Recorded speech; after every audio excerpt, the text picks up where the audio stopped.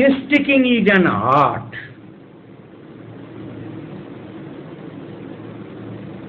একটা শব্দের মধ্যেই কেস টেকিং এর সংজ্ঞা হয়ে গেল। Case taking is an art, দুটো মানে দাঁড়াল। আমি যা বলি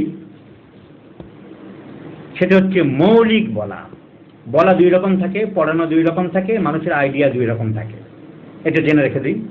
একটা হচ্ছে মৌলিক, আর হচ্ছে পরের মুখে শেখা কথা নটের মতো কেন বলিস। তাড়াতাড়ি করে ক্লাস নেবে, তাড়াতাড়ি করে বরিকের বই থেকে একটা ওষুধের 4 লাইন দেখে গিয়ে হঠাৎ করে হ্যাঁ হ্যাঁ কি জানো ওইগুলো মনে বলে দিতে থাকে, কিছু দেখে নিয়ে লিখতে থাকে। 4-5টে বই থেকে স্টট করে যেই বলেছে, কেইনকে এই বলেছে, অমুক বলেছে, বিরাট পণ্ডিতি শাস্ত্র, ওই মৌলবাদী আঁচল যে লিখছে। অনেক লেখার মানেও বোঝে না, অনেক শব্দের মানেও বোঝে না, অনেকেই। তাকে বলা হয় পরের মুখে শেখা বলি নটের মতো কেন বলিস। আর আমি যেটা বলি সেটা মৌলিক, আমার ভিতর, আমার অনুধাবিত, আমার উপলব্ধি, আমার সহজাত। আমি পড়ে শিখে বুঝে চিন্তা করে অ্যানালিসিস করে যেটা বুঝেছি সেটা, এবং অভিজ্ঞতালব্ধ সত্যের দাম সব থেকে বেশি প্রতিটা লাইনেই, প্রতিটা জায়গায়। যেটা হ্যানিম্যান নিজের জীবন দিয়ে দেখিয়ে দিয়েছে, অভিজ্ঞতালব্ধ সত্য। হ্যানিম্যানের কথাকে আমি কন্ট্রাডিক্ট করতে পারি যদি আমি আমার অভিজ্ঞতালব্ধ সত্য দিয়ে দেখি হ্যানিম্যানের এখান থেকে চেঞ্জ করলে ভালো হচ্ছে। পৃথিবীর প্রতিটা দিকেই প্রতিটা মানুষের অভিজ্ঞতালব্ধ সত্য চেঞ্জ হয়েছে, প্রতিষ্ঠিত হয়েছে, হতে পারে। বিজ্ঞান শেষ কথা নয়, বিজ্ঞানের শেষ কথা বলে কিছু থাকে না। আইনস্টাইনের থিওরিকে মডিফাই করেছিল আমাদের ভারতীয় বিজ্ঞানী, বাঙালি বিজ্ঞানী সত্যেন বোস। আইনস্টাইন খুশি হয়ে তার নাম দিয়েছিলেন বোস আইনস্টাইনস থিওরি। বলছিল তোমার নাম আগে থাকবে, ইউ আর কারেক্ট। সুতরাং বিজ্ঞানের শেষ কথা বলে কিছু থাকে না। তো হ্যানিম্যান এই বলেছে, হ্যানিম্যান এই করেছে। একটা মাদার টিংচার নিয়ে কথা হচ্ছে, আমি বলেছিলাম সেই উত্তর আমি পোস্টে দিতে চেয়েছিলাম, আজকের কিছুটা দিয়ে দিই যারা শুনছে তারা যদি, যারা প্রশ্ন তুলেছিল এবং যে কমেন্ট করেছিল যে আমি এটা মানতে পারছি না, খুব লজিক্যাল। এটা বরাবর চলে আসছে যে হোমিওপ্যাথি ওষুধ মাদার দেওয়া যাবে না, মাদার অন্য ওষুধের সাথে মাদার দেওয়া যাবে না চলাকালীন। একটু আলোচনা করে দিই। আমি বলেছিলাম কোন ওষুধ হাই পোটেন্সি দিলাম, সাপোজ মেডোরিনাম 1 mg 2 ডোজ দিচ্ছি, রোগীকে প্লাসিবো দিতে হবে 1 মাস। আমি 1 মাসের মধ্যে আর কোনো ওষুধ দিতে চাই না। আমি বলেছিলাম এই ক্ষেত্রে 10টা মাদারের নাম বলে দিই, আমার পোস্টটা দেখে নেবেন। বলেছিলাম অ্যাভেনার মতন মাদার কিছু দেওয়া যেতে পারে, কারণ অ্যাভেনার তৈরি হয়েছে ওট থেকে, গম, ওট। মাদার কি অ্যালকোহলে ভিজিয়ে রাখা হয়েছে 20 দিন 15 দিন, ফর্মুলা আছে। তারপরে যেটা হলো সেকে নিল, সেকে নিলে অ্যাভেনা মাদার হয়ে গেল। আমি যদি গমকে ভিজিয়ে রাখি, আমি যদি চালকে ভিজিয়ে রাখি এবং তার যদি প্রুভিং ঠিক মতো না হয়, প্রুভিং এর কোনো সিমটম যদি না হয়, এম্পেরিক্যালি প্রুভিং হয়, কে প্রুভিং করেছে কোথাও নাম না পাওয়া যায়, কত পোটেন্সি প্রুভিং করেছে যদি কিছু না জানা যায়, এবং প্রুভিং সিমটম কিছু না থাকে, গতানুগতিক ওই খাবারটা যা কাজ করে, খিদে মেটায়, শরীরে এনার্জি দেয়, বল দেয়, কমন সেন্স থেকে লিখে দিয়েছে হোমিওপ্যাথি এরকম বহু ওষুধ আছে। প্রশ্ন কথা, যদি তার কোনো আলাদা প্রপার্টি না থাকে তাহলে মেট্রিমেডিকায় তোলা হলো কেন? তুলেছে লোকে, তুলে কি করে? আঁতেল হোমিওপ্যাথ যে বলছে যিনি, তিনি তো একটা ওষুধ এরকম তুলে দিতে পারেন, কেউ অ্যাকসেপ্ট করতে পারে। সিনথেসিস রেপার্টরি তো রামশ্যাম যে যা বলছে তুলে দিচ্ছে, কোনো ভেরিফিকেশন নেই। একটা রুব্রিকে কেন্ট যেখানে দিয়েছে 10টা ড্রাগ, উনি যেখানে লিখেছে 101টা ড্রাগ, তা কে কি করবে? কোর্ট করবে? হাইকোর্ট করবে? সুপ্রিম কোর্ট করবে? ইন্টারন্যাশনাল ফোরামে যাবে? আছে তো তো হোমিওপ্যাথি ওষুধ এরকম আছে, লজ্জপতি লতা থেকে ওষুধ, তার কোনো সিমটম নেই। গুবরে পোকা থেকে ওষুধ, তার কোনো সিমটম নেই। অ্যালফালফা একটা ঘাস, ঘোড়ায় খায়, তা আমি অ্যালফালফা মাদারও জন্য দিতে বলি, বলতে খিদে বাড়ায়, কতটা বাড়ায় কি বাড়ায়, কিন্তু তার হোমিওপ্যাথিক কোনো তার ফিজিক্যাল কোনো সিমটমস আর আসেনি, কোনো সিমটম নেই, বলছে একটু খিদে বাড়ে, খেতে পারে। এক ফোঁটা করে দুবার সকালে এক ফোঁটা সন্ধ্যে এক ফোঁটা দিতে পারি, গম ভিজিয়ে রেখে আমি সকালে এক ফোঁটা সন্ধ্যে এক ফোঁটা দিতে পারি, চাল ভিজিয়ে রেখে দিতে পারি। যদি না তার কোনো অ্যালকালয়েড থাকে, তার ভিতরে ঔষধজ প্রপার্টিস না থাকে, তাহলে দিতে পারি। প্রশ্ন হচ্ছে দেবো কেন? না দিতে পারি, না দিতেও পারি, কিন্তু দিতে বলেছি দিতে হবেই তাও না, দিতে পারা যায় এই কারণে লোকে মানুষ প্লাসিবো জেনে গেছে। তোমার 50টা ফলস পুরিয়া দেওয়ার থেকে লোকে বুঝে গেছে যে দুটো ডোজ যখন খেতে বললো ডাক্তারবাবু পরপর 2 দিন সকালে, আর তারপরে যখন জলের ছিপি 1 ছিপি করে 2বার খেতে বললো, ওর ভিতরে মেডিসিন নেই। এটা এখন খুব ধ্রুব সত্য হয়ে গেছে, ওয়েল এস্টাবলিশড হয়ে গেছে। তার থেকে লোকে যদি অ্যাভেনাসাটাই বা মাদার কিনে নিল, সে জানছে আমি একটা ওষুধ কিনলাম, বেশি তো দেওয়ার দরকার নেই, 1 ফোঁটা 2 বেলা দাও, আমার ওট ভিজানো জলটুকু পানিটুকু খাচ্ছে। ওটের কমন কাজ কি? খিদে বাড়ায়, শক্তি, একটু এনার্জি দেয়, তার কাজ মেডুরি নামের অনিমকে নষ্ট করতে পারে না। এবং আমি পরীক্ষা করে দেখেছি। 1 নাম্বার, তাহলে আমি কি কেন বলতে চেয়েছিলাম? নাম্বার 1, লোকের মানুষের সুবিধা হলো, মানুষ জানছে যে আমাকে ডাক্তারবাবু জলের মধ্যে আরএস দিচ্ছে না, শুধু সুগার দিচ্ছে না, আমি ওষুধ খাচ্ছি। 2 নম্বর, এমন অনেক লোক আছে, এমন অনেক ডিজিজ আছে, পেশেন্ট আছে, সাইকোলজিক্যালি কিছু মেডিসিন চাই, ডাক্তারবাবু 2 ডোজ দিয়ে ফেলে রাখলে হবে না, ও ফলস আমাকে দেবেন না, আমাকে কিছু ওষুধ দিন। সে তো ওষুধ পাচ্ছে, সে তো কিনে নিচ্ছে দোকান থেকে, এবং সেই অ্যাভেনাস সেটাই ভাই তার আরোগ্যের পথে সাহায্য করবে। শুধু প্লাসিবো সে বুঝে গিয়েছিল, সেটা দিলে হতো না। আবার তোমার লাগবে না, এই বাবু চুপ করো, 1 মাস পরে এসো, হোমিওপ্যাথির সাথে কাজ, তোমার 1 মাস তোমার হাই পাওয়ার দিয়েছে, 1 মাস পরে এসো, তাতেও কাজ হতো না, তাতে তার বেড়ে যেত। 5 দিন পরে এসে বলতে রাখতে বউ কিচ্ছু হলো না, আমার ওষুধ না হলে হয় না, কিছু ওষুধ দিন আমাকে। সুতরাং প্র্যাকটিক্যাল জিনিস, আমার প্র্যাকটিক্যাল অবিলম্ব। 3 নম্বর পয়েন্ট, অ্যাভেনাসাটাই বা কে প্রুভ করেছে?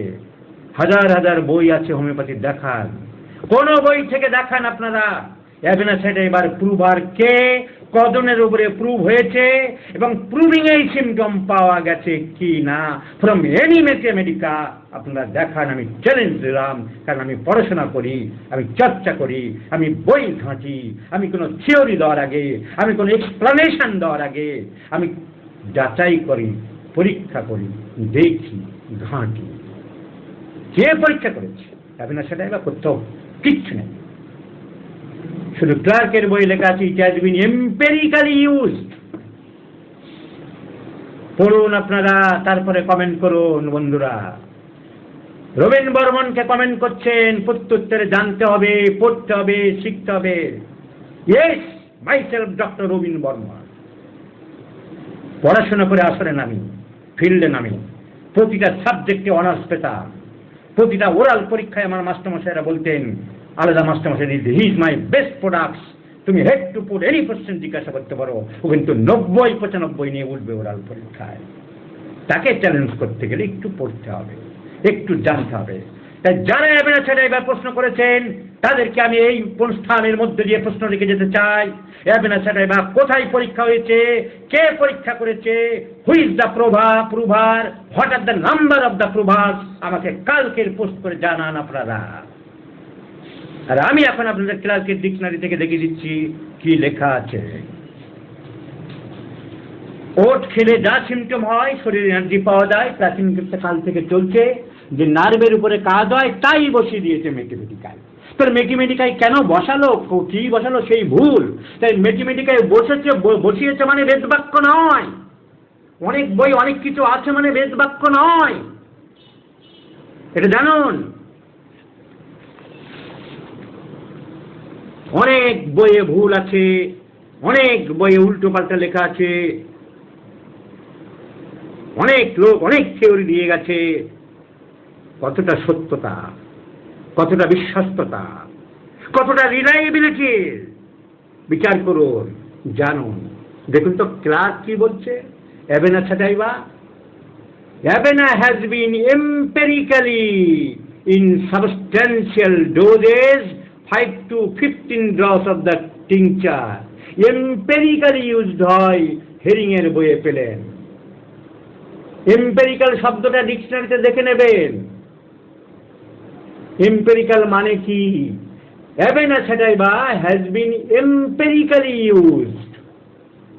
কিছুটা উত্তর আশা করি পেলেন বন্ধুরা, বাকিটা পরে জানিয়ে দেবো আবার।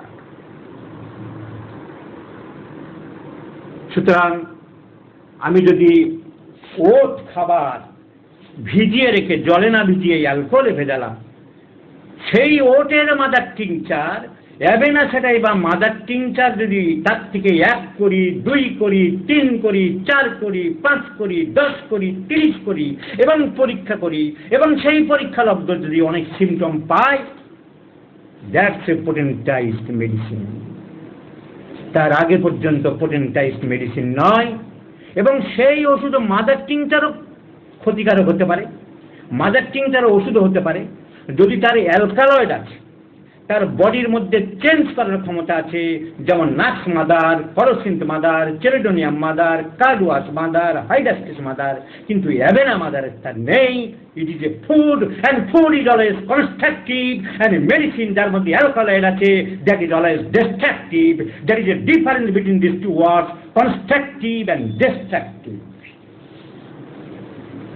So foods are constructive, alkaloid substances are destructive. তাই চেলোডিনিয়াম মাদার আমি বলিনি, তাই কার্ডুয়াজ মাদার আমি বলিনি। আমি বলেছি সেই সব পেশেন্টদের কথা চিন্তা করে যারা ওষুধের পাগল, ওষুধ না দিলে বরং তুমি সারাতে পারবে না। ওই অ্যাভেনাতে তার সাইকোলজিক্যাল, সাইকিক পেশেন্ট, হিস্টেরিক পেশেন্ট। ওই অ্যাভেনা মাদার তোমার মেডোরে নামে কিছু না করলো, তোমার অ্যাভেনা মাদার দিনে 2 ফোঁটা করে খেলেছে, রোগ সেরে যাবে। কারণ there is no pathology, there is no structural change, there is no deformative change in the system, in the body, in the organ, in the human organism. It will help you to cure the patient. It will help you to enhance the health of the patient. It will enable the patient to complete cure. So, জানতে হবে, বুঝতে হবে, শিখতে হবে। আর যারা এই প্রশ্ন তুলেছেন বন্ধুরা, তাদেরকে হেলদি উপায় বলে গেলাম। আপনারা আমাকে দেখান অ্যাবেনা ছাটাইবা কারা পরীক্ষা করেছে, কোথায় পরীক্ষা করেছে, কতজন প্রুভারের উপরে পরীক্ষা করেছে এবং সেখানে কি সিমটম পাওয়া গেছে। তারপরে আপনাদের প্রশ্নের আরো উত্তর দেবো আমি বুঝছি। অ্যাবেনা ছাটাইবা যদি না খাওয়া যায় মাদার, তাহলে তুমি ভাতও খেতে পারো না, গমও খেতে পারো না, রুটিও খেতে পারো না। মাদার পোটেন্সি হলে কি হতো সেটা পরের কথা। পোটেন্সি পরীক্ষা হয়নি, তাই আমি পোটেন্সির কথা বলিনি। আমি বলিনি যে মেডোরিনাম অনেম দাও তারপরে অ্যাবেনা 30 দাও। আমি বলেছি মেডোরিনাম অনেম দেওয়ার পরে রোগীর যদি প্রয়োজন মনে করো, আরোগ্যের স্বার্থে, বাঁচানোর স্বার্থে, তুমি অ্যাবেনা মাদার, খাবারের মাদার দিতে পারো।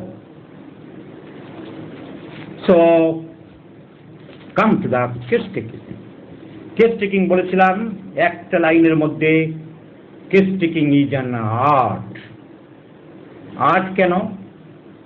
কারণ এর ভিতরে এই সাফল্যের চাবিকাঠি লুকিয়ে আছে। এর ভিতরে এই সাফল্যের চাবিকাঠি লুকিয়ে আছে কেস টেকিং এর মধ্যে। আর আর্ট বলছি আরেকটা কারণে। আর্ট মানে 2টো কারণে বলা যেতে পারে। একটা হচ্ছে সাফল্যের চাবিকাঠি লুকিয়ে আছে, আর 2 হচ্ছে কে কতটা কিভাবে কেস টেকিং করতে পারে। বল 1 চান্সে 6 মারতে পারবো না, এই বলটাকে 6 মারা যাবে না, আস্তে করে দিয়ে আমি তাড়াতাড়ি 2 রান করে নেব। This out of A batsman. কিংবা এমন একটা মারবো 10 জনে তাকিয়ে হাততালি দেবে, আহ কি মারলো, আর্টিস্টিক মার। সো ক্রিকেটের বলে ব্যাট দিয়ে আঘাত করে যদি একটা 8 হয়, homeopathic case taking is also an art. 10 লাইনে কেস টেকিং কমপ্লিট হতে পারে, 30 লাইনে কেস টেকিং কমপ্লিট হতে পারে, 5 পাতা 10 পাতা লিখেও কেস টেকিং এ তুমি হাবুডুবু খেতে পারো, তুমি কিনারায় উঠতে পারছো না। তোমার যদি দেখার মতো চোখ থাকে, তোমার যদি শোনার মতন কান থাকে, তোমার যদি বোঝার মতন মন থাকে, তোমার যদি অনুধাবন করার মতন ক্ষমতা থাকে, তাহলে তুমি 4টি সিমটমে রোগীর প্রেসক্রিপশন করতে পারবে। আর সকালেই দেখিয়েছি হিপার সালফারে প্রেসক্রিপশন করেছি। আমার যে বন্ধু ডাক্তার এনেছিল সে এখানে ক্লাস করছে, ও থুজা দিয়েছিল আমার কাছে শিখে যে স্যার সাইকোটিক ব্যাপার, ওর একটা সিস্ট আছে কিডনিতে, কিন্তু কোথায় থুজা, কোথায় মায়াজম, কোথায় কি, case differs from individual to individual, স্বতন্ত্রীকরণ, not generalisation, with the homeopath in favour of individualisation, not generalisation. আমাদের একজন মাস্টার কেস টেকিং সম্বন্ধে সেই জন্য বলে গেছে, লাইনটা দেখাচ্ছি। Every new case we take on, in a new world we enter. Every new case we have entered into the new world. আমরা একটা নতুন কেসে একটা নতুন পৃথিবীতে প্রবেশ করি। তাই ওই পেশেন্টের হিপার সালফার দিলাম, ওই ধরনের অন্য একটা পেশেন্টকে আমরা ক্যালকেরিয়া কাপ দিতে পারি। And there is a gulf of difference between theory and practice, my friends. অনেক ফেসবুকে লেকচার দেখি, নোট দেখি, বই থেকে হুবহু তুলে দেওয়া। এই তো সন্ধ্যাবেলা একজন বনি না হনি না রনিকার দেখছিলাম, হঠাৎ চোখে বললো ক্যালকেরিয়া কাপ, মেডিকা থেকে বাংলা বই থেকে হুবহু তুলে দিয়েছে। কে পারে না? আরে প্র্যাকটিক্যাল কথা বলো, প্র্যাকটিক্যাল ইমপ্লিমেন্টেশন দেখাও, মৌলিক ও লেখা দেখাও, যে ক্যালকেরিয়া কাপ পড়ে, ক্যালকেরিয়া কাপ বুঝে, ক্যালকেরিয়া কাপ দিয়ে রোগী সারিয়ে তুমি কি দেখাতে পেরেছ? What's your opinion? What's the identity of calcarea carb to your hand by you? সেটাই দেখাও। নটের মতো শেখা বলি, পরের মুখে শেখা বলি, নটের মতো কেন বলি? তো নরেন ব্যানার্জির বই থেকে, ওই বই থেকে সব লাইন তুলে দিচ্ছে, এই বই থেকে হুবহু দিয়ে দিচ্ছে। অনেক ডিজিজ অনেকে দিচ্ছে, তার বানানি হয়তো গুছিয়ে করতে পারবে না, নেট থেকে তুলে দিয়ে দিচ্ছে। জানতে হবে, বুঝতে হবে, শিখতে হবে, অনুধাবন করার ক্ষমতা থাকতে হবে। And the implication by the own acumen, logic, rationality জানতে হবে। So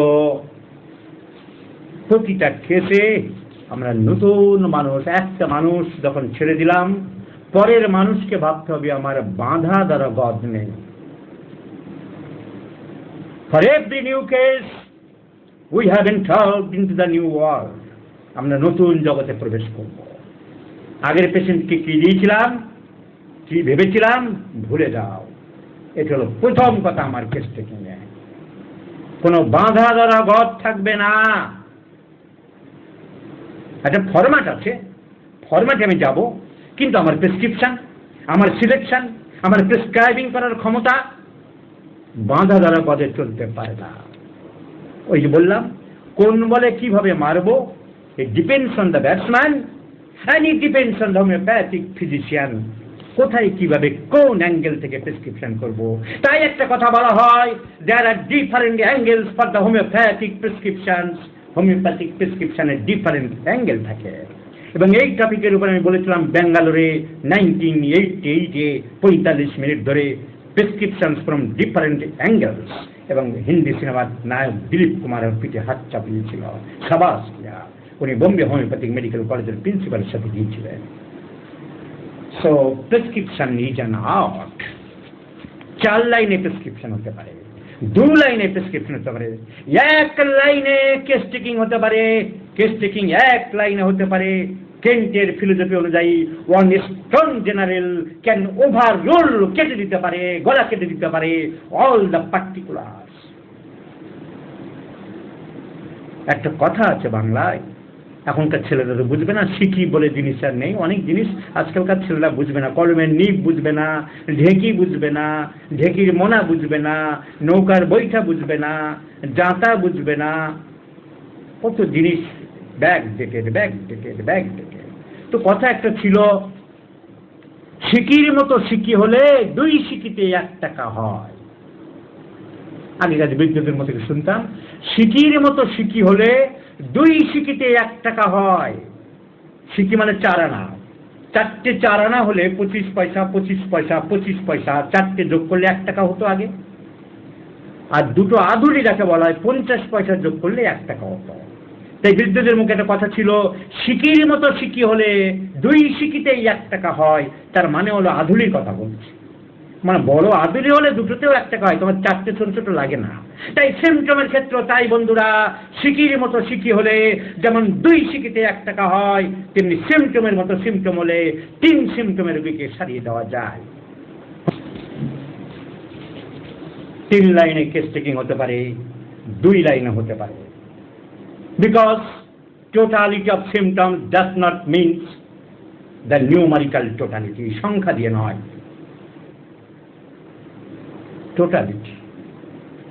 totality does not mean the numerical totality, সংখ্যা দিয়ে বিচার করা যাবে না। ওই সিকির মতো সিকি হলে 2 সিকিতে 1 টাকা হয়, symptom evaluation.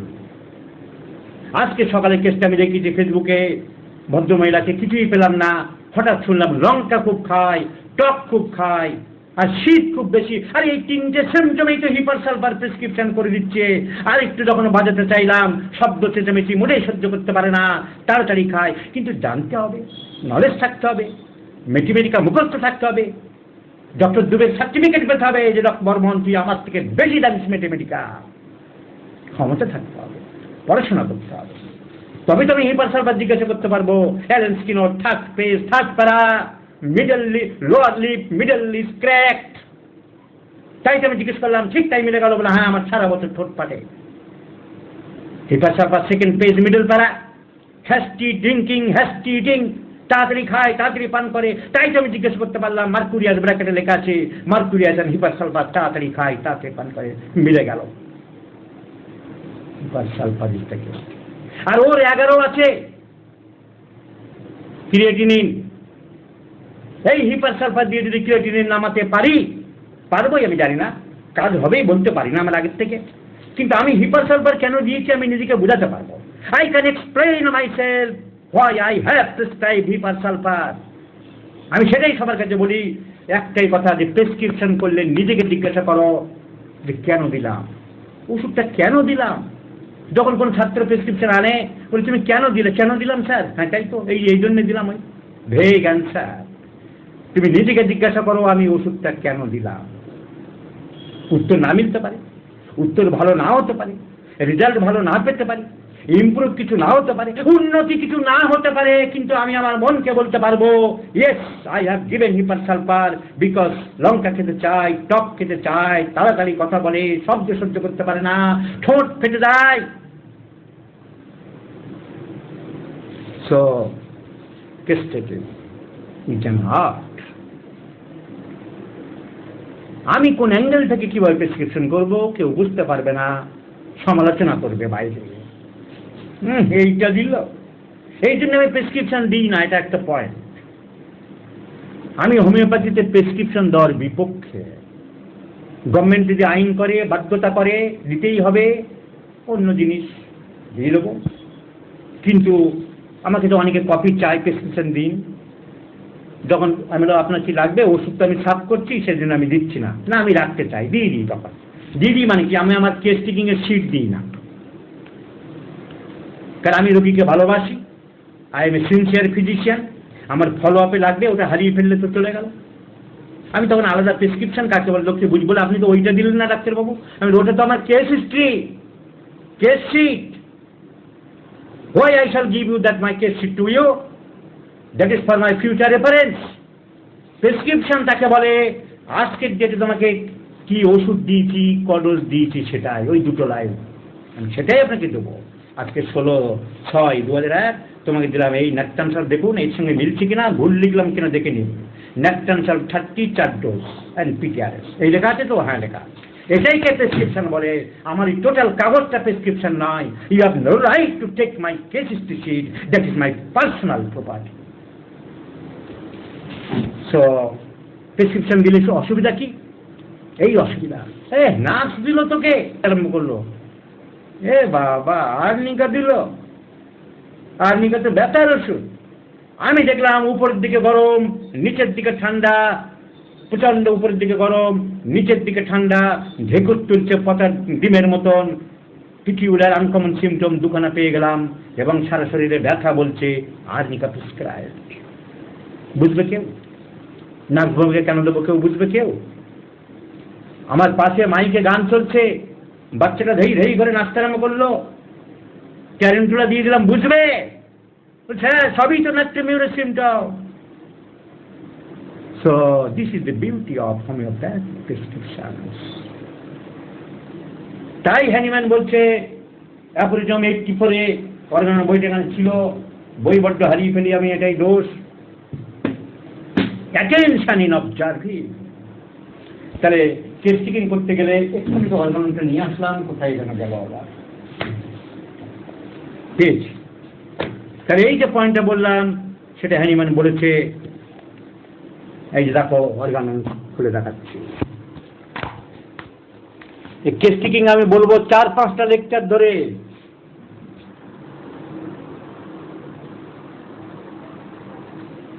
Aphorism 83, the individualizing examination of a case of disease for, বাংলায় আমি অত বলতে পারি না ভালো, আমি বাংলা বলে দিচ্ছি কিন্তু বইগুলো অরিজিনাল ইংলিশে দেখাচ্ছি। For which I shall only give in this place general directions of which the practitioners will bear in mind. খুব সংক্ষেপে আমি তোমাকে ডাইরেকশন দিচ্ছি কেস টেকিং এর ব্যাপারে।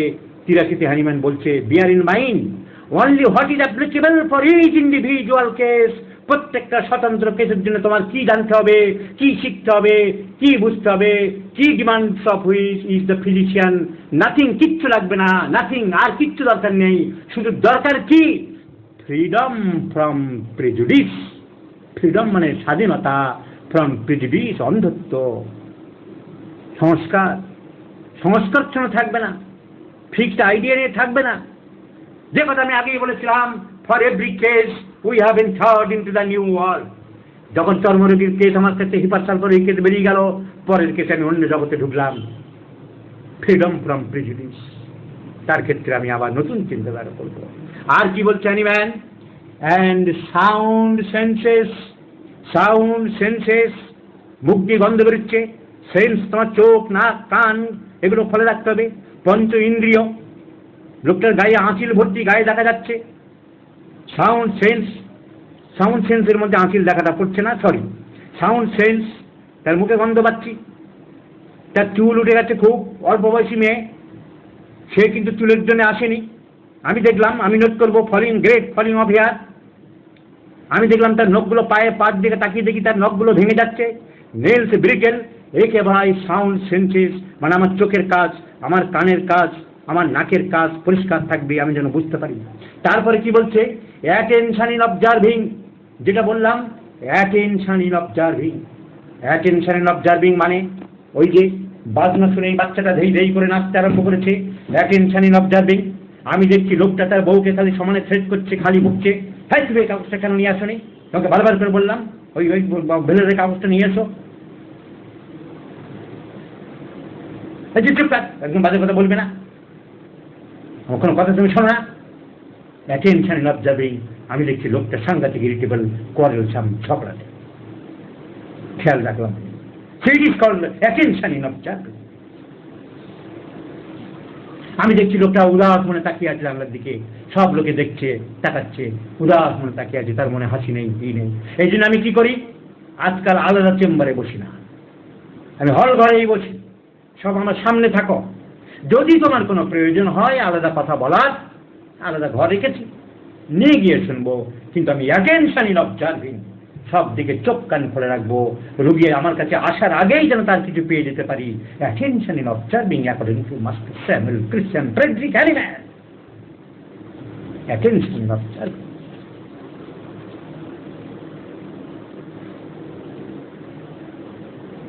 Attention in observe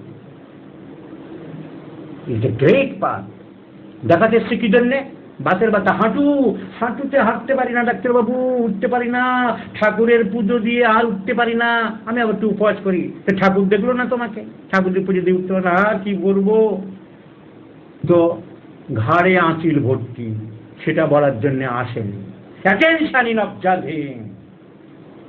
Many words in right neck. দেখে আপনার বাদিকটা ঘাট নেই,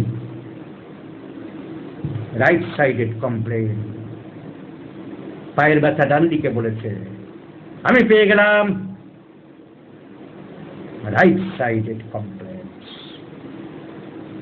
আমি দেখছি ভদ্রমহিলা 4 নম্বরে আছে, আসুন আমি পরে যাব, তুমি একটু দেখে নাও ভাই, তুমি যাও। রেডি হলো ভদ্রমহিলা, তারপরে বাচ্চাটা কাঁদছে, তুমি বাচ্চাটাকে নিয়ে যাও। আপনি যাবেন না? দিদিমা, না আমি যাবো, আমার তো তাড়া ছিল, কিন্তু আমার বাচ্চাটা কাঁদছে, তুমি যাও। এইভাবে 5 জনকে ছেড়ে দিল।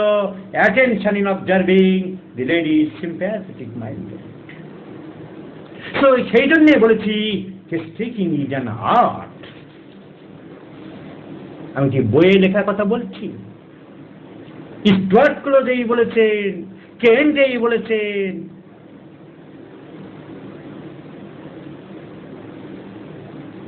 যেটা বলেছে পড়েছি, অনুধাবন করেছি, অ্যানালিসিস করেছি, ইভালুয়েশন করেছি, এক্সপেরিমেন্ট করেছি, এবং সেই তার নির্যাস জিষ্ট বলবো। বউকে দেখেছি, অনেক বড় বড় লেকচার, সেমিনারে অনেক বড় বড় লেকচার, কলেজে অর্গানন মাস্টার অর্গানন পড়াচ্ছে, চেম্বারে দেখা যাচ্ছে ওই হয় পলিফার্মেসি করছে, আর নতুবা একটা কেস সারাতে পারছে না। এদিকে বড় বড় লেকচার, কেতাবি কথা, large large monkey, large large বেডি, সিলন জাম্পিং মিলান গডি, বড় বড় বাঁদরের বড় বড় পেট, লঙ্কা ডিঙতে মাথা করে। অনেক দেখছি, অনেক অনেক অনেক অনেক অনেক দেখছি। অর্গানের হেড অফ দ্য ডিপার্টমেন্ট 7খানা ওষুধ দিচ্ছে, 8খানা ওষুধ দিচ্ছে, দেখা মাত্র এই কেসের ওষুধ হয়ে যাচ্ছে, ওষুধ দিচ্ছে ভুল। 1 ঘন্টা ধরে কেস টেকিং করলো, ওষুধ দিল ব্রায়োনিয়া 30। ওষুধের ডেপ্থ বোঝে না, মায়াজম বোঝে না, কনস্টিটিউশনাল মেডিসিন বোঝে না, মায়াজমেটিক মেডিসিন বোঝে না। 3 ঘন্টা ধরে কেস টেকিং করছে। সো কি বললাম? কেস টেকিং এর প্রথম কথা, case taking is an art. এর মধ্যে কেস টেকিং বলা হয়ে গেল, বলবো, কিন্তু কেস টেকিং এর আসল কথা বলা হয়ে গেল, case taking is an art.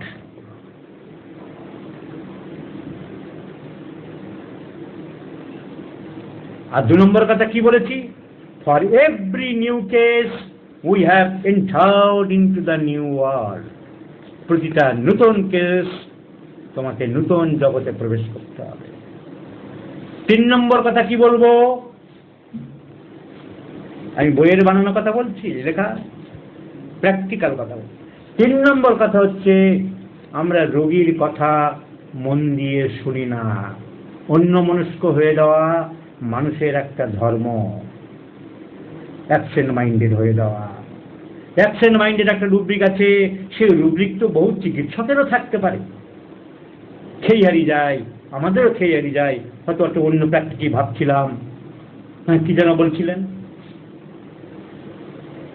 রোগীর কথা হয়তো রোগী এমনভাবে বলছে, মিটমিট করে বলছে, মিনমিনে গলায় বলছে, কিন্তু তার ভিতরে ক্লু ছিল, তার ভিতরে সোনা ছিল, তার ভিতরে জেম ছিল, গোল্ড ছিল, মণিমুক্তা ছিল।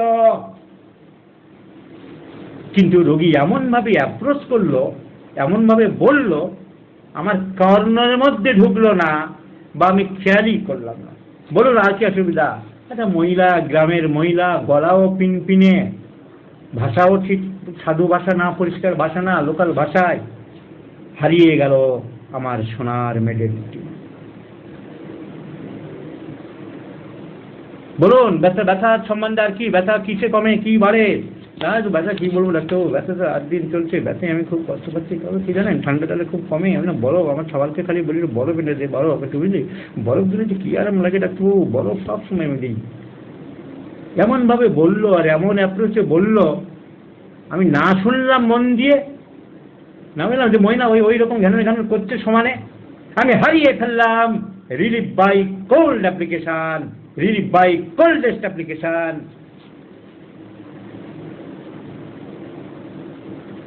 হারিয়ে ফেললাম। আর কি বলবো ডাক্তারবাবু, ব্যথার কথা আপনাকে বলেছি আমি। ওই যে আর দিন চলছে, সবসময় চলছে, ওর আবার কি বলবো বলুন তো। তবে ঠান্ডা থেকেও কমে দেখেছি, আমি বরফ দিলে কমে। আমি ফ্রিজ থেকে ছেলেকে বলি, ওই আমাদের দেশ থেকে তো ফ্রিজ নেই, ওই ছেলে যখন বরফ ফলা যায় না, আমি বলি শিগগির একটা বরফ কিনে আন, একটা বরফ দিলে ডাক্তারবাবু কম। রোজ বরফ কিনে লাগায়। তাহলে এমন ভাবে বললো, আমি তার তো রোগীর কথা মন দিয়ে শুনতে হবে। তা না শুনলেই অনেক ইম্পর্টেন্ট পয়েন্ট হারিয়ে ফেলব। So case taking is an art. For every new case we have been taught into the new world. রোগীর কথা মন দিয়ে শুনতে হবে। 4 নম্বর কথা কি বলবো?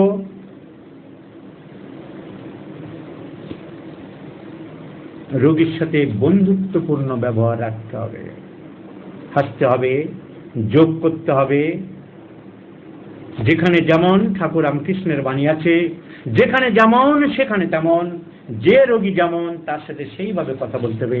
রোগীকে প্রথমেই আমি তোমার খুব আপনজন, ফ্যামিলিয়ার পার্সন, এটাকে মাথায় ঢুকাতে হবে, তবে রোগী গুছিয়ে বলতে হবে।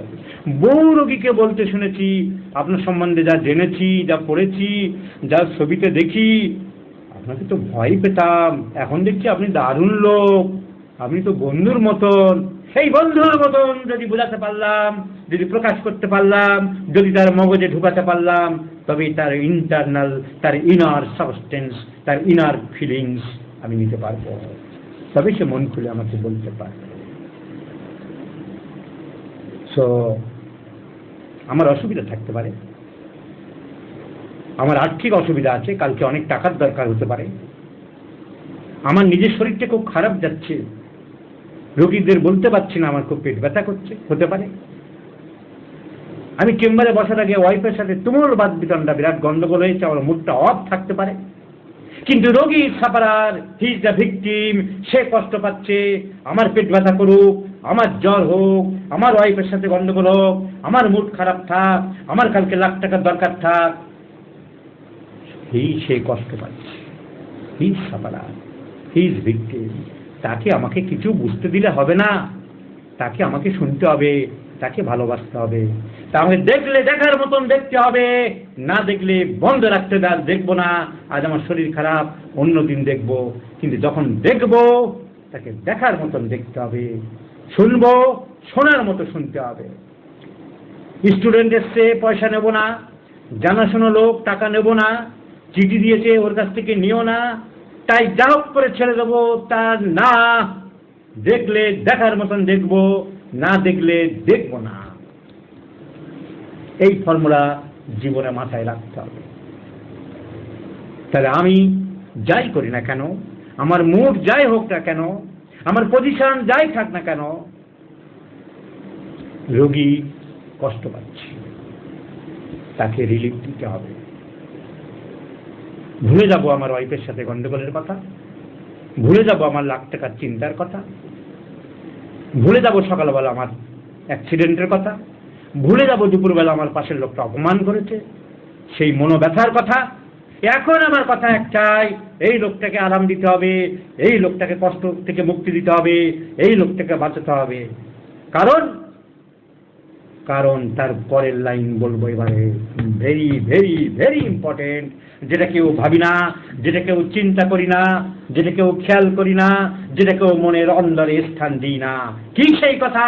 প্রত্যেক রোগী আমার বাবা, আমার মা, আমার ভাই, আমার বোন, আমার সন্তান, আমার ছেলে হলে কি করতাম? এরকম যাও করে একটা ওষুধ দিয়ে টাকাটা পকেটে ঢোকাতাম। আমার মেয়ে হলে কি করতাম? মাসিকের ব্যথায় কষ্ট পাচ্ছে ছটফট করে। আমি বইপত্র ঘাঁটতাম, 10 বার ভাবতাম কি দেবো, চিন্তা করতাম। আমার মেয়ে যদি পেট ব্যথায়, মাসিকের সময় পেট ব্যথায় চিন্তা করতো, ছটফট করতো। So this patient is like my daughter, this patient like my mother, she is my mother. এই ফিলিং যদি না আসে, তুমি জীবনে ডাক্তারি করতে পারবে না, তুমি জীবনে বড় হতে পারবে না, তুমি শুধু ব্যবসায়ী হয়ে যাবে। রোগী আমার বাবা, রোগী আমার মা, রোগী আমার ভাই, রোগী আমার, আমি কি করতাম তার বেলায়? জ্বরে বড় টিউমার হয়েছে, আমি আমার বাড়ির আমার মাকে হলে বলতাম অপারেশন করে দেবো, ব্লিডিং হচ্ছে রোজ, ক্যান্সার হতে পারে। এই পেশেন্টের ক্ষেত্রে আমি বলবো আচ্ছা দেখছি, ওয়েট করুন, একটু চিন্তা করি, হোমিওপ্যাথি এরকম হয়। কিন্তু আমার মা হলে হয়তো করতাম না, সেটা হবে না। ওই কলকাতার পি ব্যানার্জি কোম্পানিরা বহু মানুষকে মেরেছে, ধ্বংস করেছে, শেষ করেছে। গল ব্লাডার পাথর, ক্যান্সার দিনের পর দিন ভুগিয়ে, পচিয়ে, গলিয়ে মেরেছে। যেটা কমার্শিয়াল নাম্বার 1 চিটার বদমাইশ দল ছিল। Obstacles to cure. Every path has its own scope and limitation. ওষুধ রোগীতে সারবে না, তো বলে টিউমার সারবে না, হাইড্রোসিল সারবে না, টিউমার সারবে না, cancer first stage radium therapy দিলে বেঁচে যাবে। হোমিওপ্যাথি করবে, হোমিওপ্যাথির উপর বিশ্বাস করে, হোমিওপ্যাথিতে ভক্তি শ্রদ্ধা রেখে, হোমিওপ্যাথিতে আস্থা রেখে আমাদেরকে দেবতা এখানে এসেছে, আর আমি তাকে ঠকালাম, তাকে চিট করলাম, তাকে ফ্রড করলাম। I am the cheater, I am the frauder. না, তা করা যায় না, করা যেতে পারে না। প্রত্যেক পেশেন্টকে আমার নিজের আত্মীয় ভাবতে হবে, আমার ব্লাড রিলেটেড ভাবতে হবে। আমার বাড়ির লোক হলে কি করতাম, যা করতাম আমি তাই করবো। এই 18 বছরের ছেলেটিকে, ও আমার ছেলে হলে, আমার ছেলে হলে যা করতাম। আমি রোগীদের বলি, যখন রোগীরা ভালোভাবে দেখতে বলে, বারবার বলে, আমি বলি দেখুন, আপনাকে একটা কথা বলি আর আপনি কিছু বলবেন না, হয়তো বলতে পারবেন না। আমি আমার ছেলেকে যা করতাম, আপনার 10 বছরের বাচ্চাকে চিকিৎসা করছি, ঠিক তাই করছি। যে সময় দিতাম, যে ওষুধ ভাবতাম, যতদিন দেখতাম, ঠিক তাই করছি আমি। আপনি এটুকু বিশ্বাস আমার উপর রাখতে পারেন। So can we guarantee of cure? We can not give any guarantee of cure.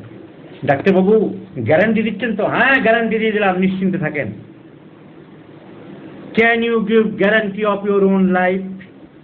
Can I give guarantee of my own life? কালকে সকালবেলা খবর হতে পারে ডাক্তার রবীন বর্মন ঘুমের মধ্যে চলে গেছেন, যেমন শোনা যায়, দেখা যায়। কি হলো? আরে উনি তো আমাদের রাত্রেবেলা পড়ালেন কেস টেকিং, কি হলো এর মধ্যে? না, ওনার ঘুম আর ভাঙে। I cannot give guarantee of my own life. So how I can give guarantee of patient's life? রোগীরা জিজ্ঞাসা করলেই না, গ্যারান্টি আমি দিতে পারি না। আমি আপনাকে চেষ্টা করব আপনাকে সারানোর জন্য, আরোগ্যের জন্য, যাতে আপনার কেস আরোগ্য হয়। প্রথমে জানতে হবে যে কেসটা হোমিওপ্যাথিতে আরোগ্য হবে কিনা, অপারেশন কেস কিনা, সার্জিক্যাল। আপনার কেস 2 রকম হয়, একটা সার্জিক্যাল, একটা মেডিসিনাল। সার্জারি কেস আপনার না, ওষুধে সারবে। এবারে প্রশ্নটা হচ্ছে হোমিওপ্যাথিতে সারবে না অন্যপ্যাথিতে, অ্যালোপ্যাথিতে ভালো হবে? অ্যালোপ্যাথি অচ্যুত নয়, সবাই মানব কল্যাণের জন্যই সবকিছু বের করেছে। না, অ্যালোপ্যাথিতে আপনার কেস ভালো হবে না, যখনই খাবেন আপাতত কমবে, হোমিওপ্যাথিতেই ভালো হবে।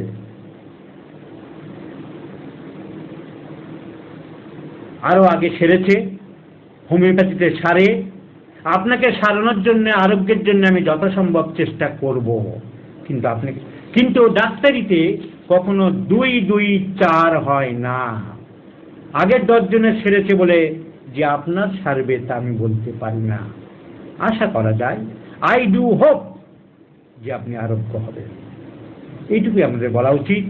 এতে কাজে আপনার কিচ্ছু হয়নি, আপনার সেরে যাবে, আপনার গ্যারান্টি দিলাম, এ কথা আমরা বলতে পারি না। কিন্তু বলবে কোথায়? Neurotic case, nervous case, historical case. সেই কেসগুলিতে নিউটনের থার্ড ল, স্থির পদার্থ চিরদিনই স্থির হয়ে থাকবে, দুইটাকে ধাক্কা দিয়ে না সরাও, সেই কেসে তোমাকে যদি এই লাইন অ্যাপ্লাই না করো, তুমি সারাতে পারবে না। All pathological reports are normal, all investigations are normal, ECG normal, echocardiography normal, ultrasonography normal, computed tomography normal, CT normal, সব normal. endoscopy normal, endoscopic retrograde cholangioppancreatography ERCP normal। Allopathy ডাক্তাররা সামনের দিক দিয়ে পাইপ ঢুকানো, পিছন দিক দিয়ে পাইপ ঢুকানো, নাক দিয়ে পাইপ ঢুকানো, গাল দিয়ে পাইপ ঢুকানো, পেট ফুটো করে রস নেওয়া, খাজনার থেকে বাজনা বেশি সব করেছে, লাখ টাকা খরচ করেছে, রোগী 2 হাতে 2টো প্যাকেট নিয়ে এসছে, কিন্তু পেট ব্যথা কমছে না। কেন? এই বোঝার ক্ষমতা যদি না থাকে, তুমি হোমিওপ্যাথি ডাক্তার হতে পারবে না। যেমন স্ট্যাফিসিয়ার মেন্টাল সিমটম দিয়েছিলাম, পেশেন্ট ইজ নিউরোটিক, হাইপোকন্ড্রিয়া। কারণ কি? ডাক্তার চাকরি বাকরি পাই না, খুব অশান্তি, বোনটার বিয়ে হচ্ছে না, এই তারপর এই আস্তে আস্তে এরকম হয়ে গেল, বোঝা গেল the cause is psyche, and many diseases nowadays are psyche। তাহলে একে ওই কথা কিন্তু বলতে হবে, নাহলে তুমি সারতে পারবে না। একে যদি বলো হ্যাঁ দেখছি হবে, 10 জনে সেরেছি, আপনারও হতে পারে, তুমি সারাতে পারবে না। ডাক্তার কি হয়েছে? ডাক্তার আমার সারবে তো? ডাক্তার কি বুঝছেন? আরে 100% সারবে, তোমার এই ধমক এই রোগী সারবে। এই জিনিস জানতে হবে, এই জিনিস জানা যায় একমাত্র অভিজ্ঞতার ভিত্তিতে, একমাত্র পড়াশোনার ভিত্তিতে, একমাত্র ইওর ওন ট্যাক্ট অ্যান্ড ট্যালেন্টের ভিত্তিতে, ইওর অ্যাকুমেনিক নেচারের ভিত্তিতে, তোমার অভিজ্ঞতার সম্পন্ন। একে ধমক দিতে হবে কেন? এর ভিতরে কোনো রোগ নেই। All investigations are normal and fully psychic, fully maniacal, fully hypochondriacal. রোগ সারবে, ওষুধ তুমি যাই দাও।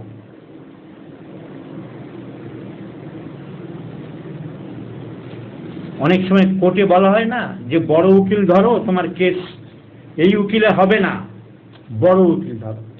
একটা বড় উকিল ধরলে দেখা গেল যে অর্ডার হয়ে গেল। কি হয়? অনেক নতুন বিচারকরা পরীক্ষা দিয়ে তো হয়, পরীক্ষায় প্রমোশন হয়, কি হয়? হয়তো দেখা গেল বউ তার থেকে, তার বাবার বয়সী, জন্মের থেকে অ্যাডভোকেট, সে কোনোদিন চাকরিতে যায়নি, কারণ চাকরিতে বিচারকের চাকরিতে দেবে তো বাঁধা বেতন 3 লাখ, 5 লাখ, 10 লাখ, সে ইনকাম করে দিনে 20 লাখ, সে যায়, সেই বিচারক তাকে ভয় পায়। তার এত বই, এত নলেজ, এত statistics, Madras high court, Mumbai high court, Delhi high court, সব এত রেফারেন্স, সে ফটাফট শুনে দিয়ে দিল, এই কে এই ওই এক, ইউ ক্যান নট বি, এ হতে পারে না। সেই ধমকে অর্ডার পাল্টে গেল। জানবো বাবা, নিশ্চয়ই কোনো গন্ডগোল আবার যদি সুপ্রিম কোর্টে যায়, হায়ার কোর্টে যায়, তাহলে তো আমার তো চাকরিতে একটা ডিসক্রেডিট হয়ে যাবে।